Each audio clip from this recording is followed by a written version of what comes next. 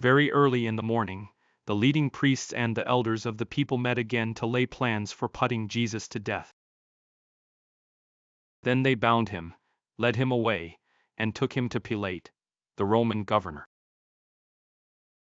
When Judas, who had betrayed him, realized that Jesus had been condemned to die, he was filled with remorse, so he took the 30 pieces of silver back to the leading priests and the elders. I have sinned, He declared. for I have betrayed an innocent man. What do we care? They retorted. That's your problem.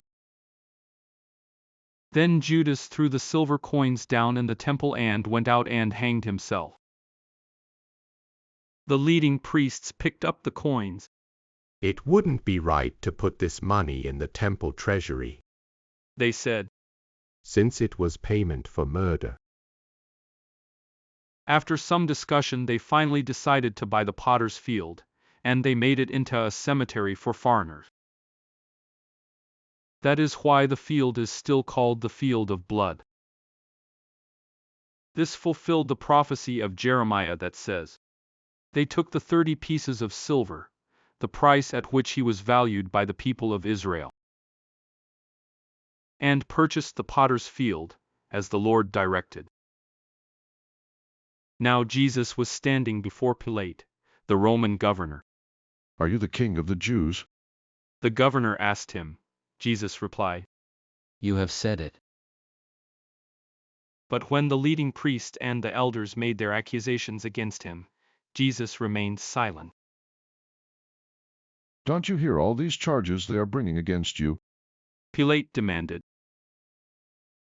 But Jesus made no response to any of the charges, much to the governor's surprise.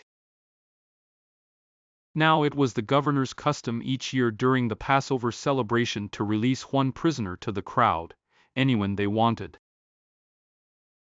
This year there was a notorious prisoner, a man named Barabbas. As the crowds gathered before Pilate's house that morning, he asked them, Which one do you want me to release to you, Barabbas, or Jesus who is called the Messiah? He knew very well that the religious leaders had arrested Jesus out of envy. Just then, as Pilate was sitting on the judgment seat, his wife sent him this message. Leave that innocent man alone.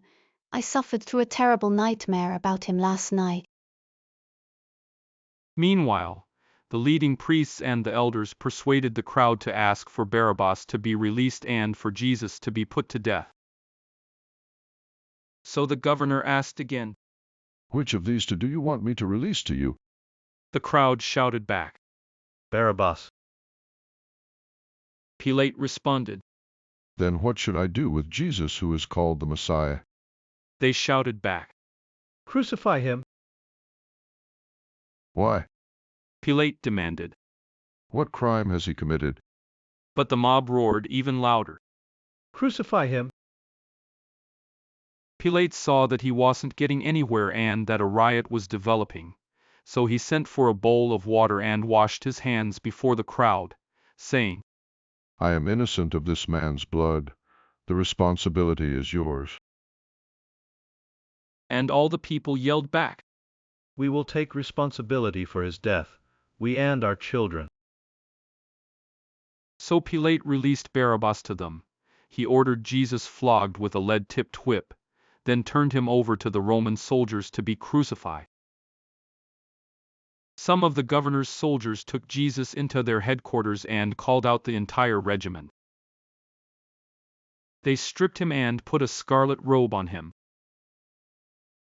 They wove thorn branches into a crown and put it on his head, and they placed a reed stick in his right hand as a scepter. Then they knelt before him in mockery and taunted. Hail, King of the Jews!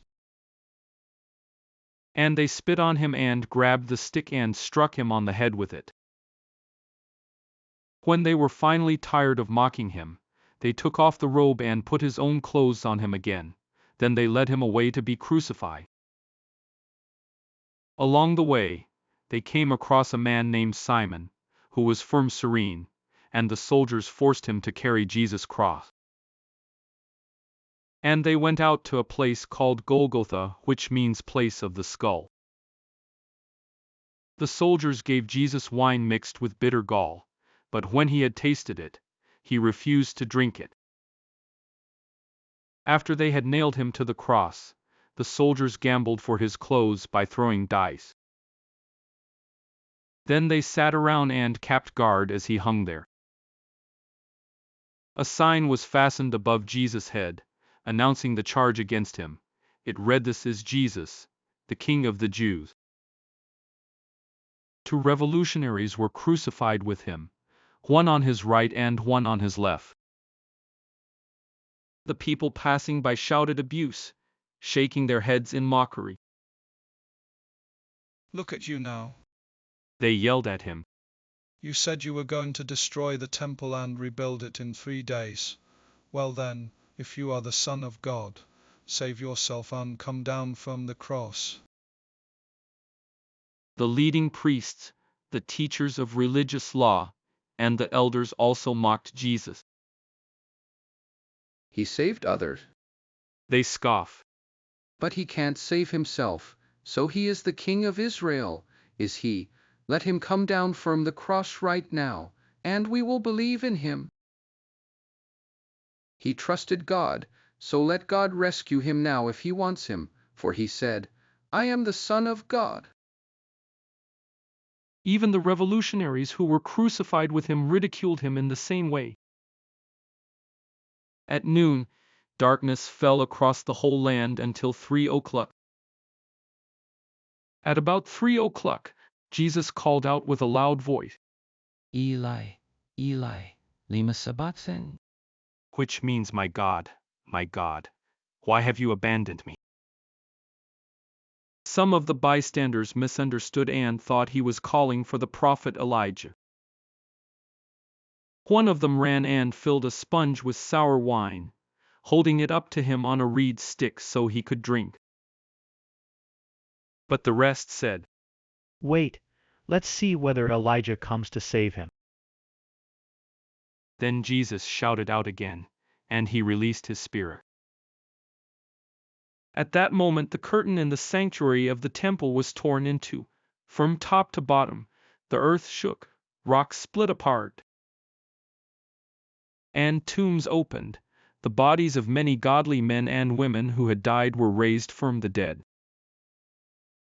They left the cemetery after Jesus' resurrection, went into the holy city of Jerusalem, and appeared to many people. The Roman officer and the other soldiers at the crucifixion were terrified by the earthquake and all that had happened. They said, This man truly was the Son of God. and many women who had come from Galilee with Jesus to care for him were watching from a distance. Among them were Mary Magdalene, Mary the mother of James and Joseph, and the mother of James and John, the sons of Zebedee. As evening approached, Joseph, a rich man from Arimathea who had become a follower of Jesus, went to Pilate and asked for Jesus' body, and Pilate issued an order to release it to him. Joseph took the body and wrapped it in a long sheet of clean linen cloth. He placed it in his own new tomb, which had been carved out of the rock. Then he rolled a great stone across the entrance and left. Both Mary Magdalene and the other Mary were sitting across from the tomb and watching. The next day, on the Sabbath, the leading priests and Pharisees went to see Pilate. They told him, "Sir, we remember what that deceiver once said while he was still alive, after 3 days I will rise from the dead. So we request that you seal the tomb until the 3rd day. This will prevent his disciples from coming and stealing his body and then telling everyone he was raised from the dead. If that happens, we'll be worse off than we were at first." Pilate replied, Take guards and secure it the best you can. So they sealed the tomb and posted guards to protect it.